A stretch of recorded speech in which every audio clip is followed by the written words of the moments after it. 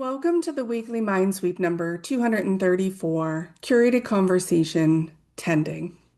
It roots before it rises. The seed. In 2020, I was sitting in another online networking event, camera on, name tag in the corner of my screen, and I couldn't find my people. The format wasn't built for the way that I connect, listen, or the way I need conversation to breathe before I can show up in it. I am a heart-centered, creative, relationship-driven human, and the structure of what networking was supposed to look like did not leave room for that. So I did what a dopamine-fueled neurodivergent brain does when it can't find the thing it needs.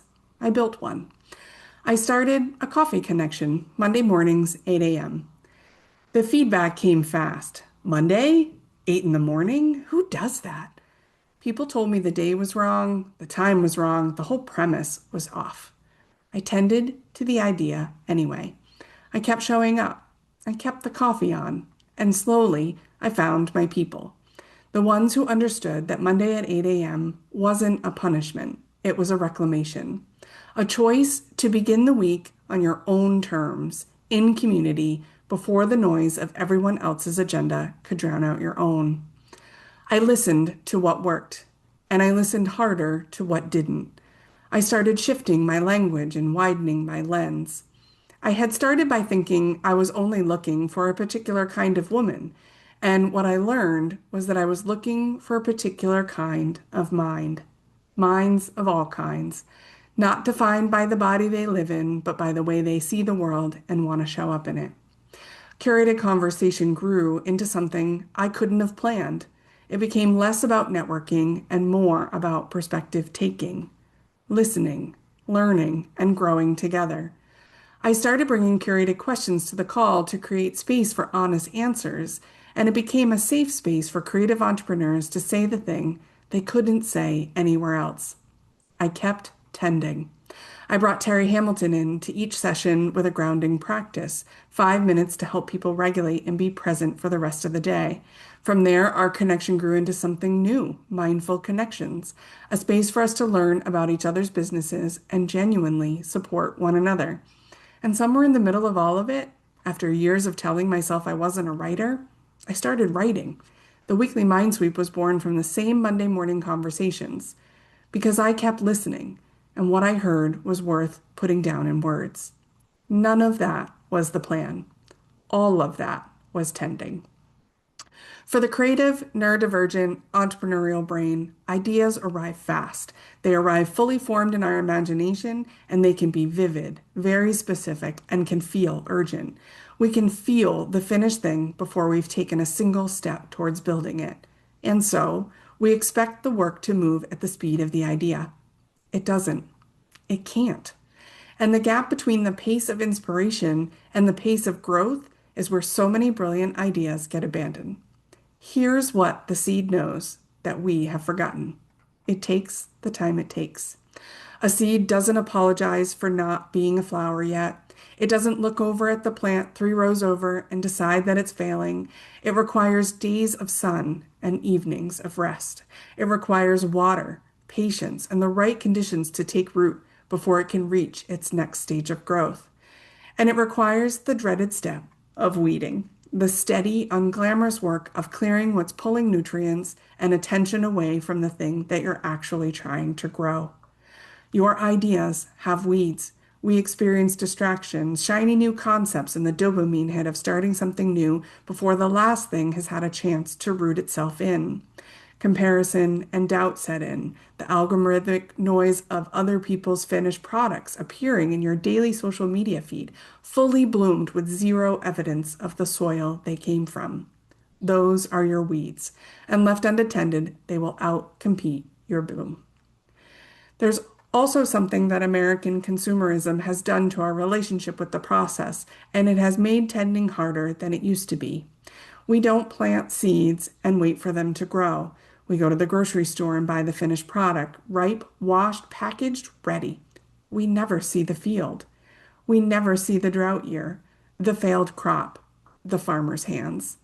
We have the idea that we want a tomato, so we go and we get one, and we get it now. Our brains have been trained by this type of consumerism.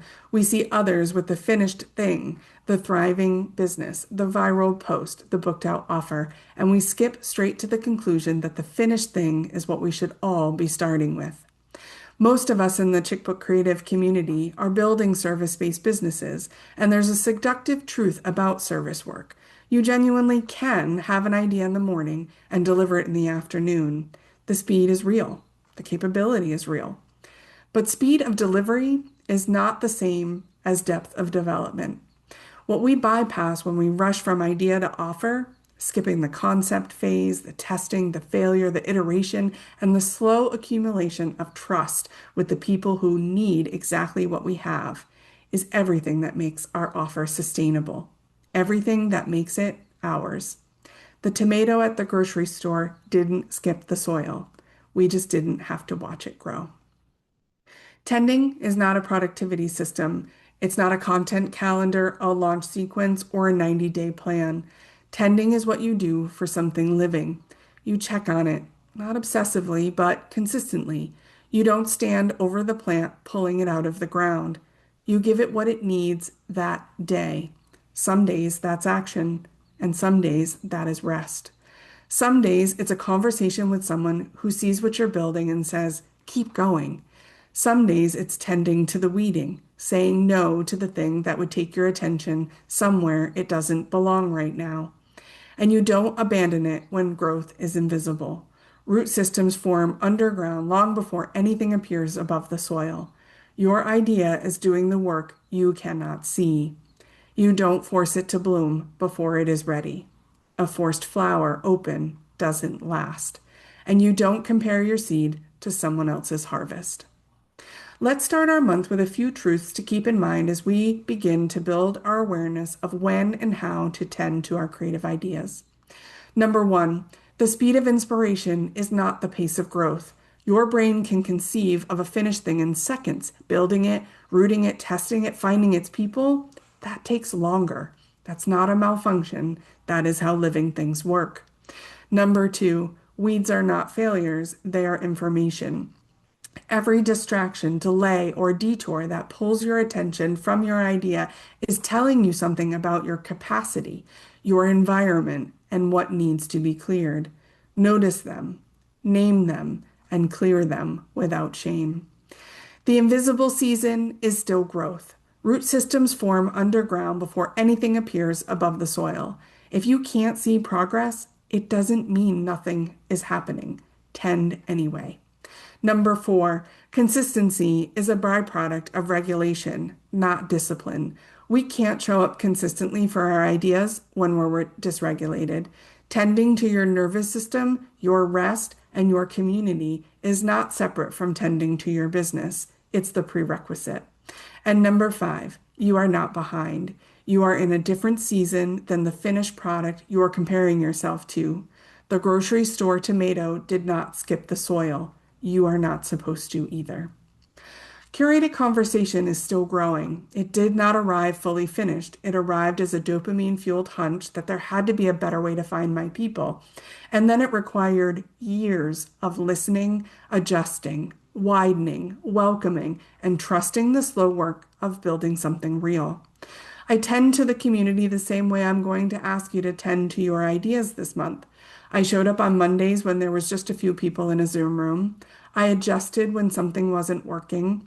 I didn't abandon the 8 a.m. time slot when people told me it was wrong because I could feel it was right for the people I was looking for, even before I found them. The hardest part of tending is staying with an idea through the season before it shows you before what it's becoming.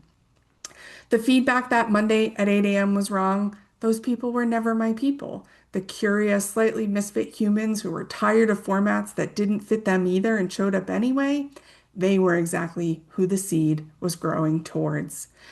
What started as a lonely feeling in a Zoom networking event grew into the MindSweep, into mindful connections with Terry, into a community of minds of all kinds who show up every Monday morning to think together, tend together, and remind each other that the slow work is still work. Into this very thing you are experiencing. part of something that didn't exist until I decided to tend to the uncomfortable feeling instead of abandoning it. This is what tending does. It doesn't promise you a timeline. It promises you a harvest you couldn't have imagined from the soil. Your ideas deserve that same commitment, not the hustle, not the sprint, the tending.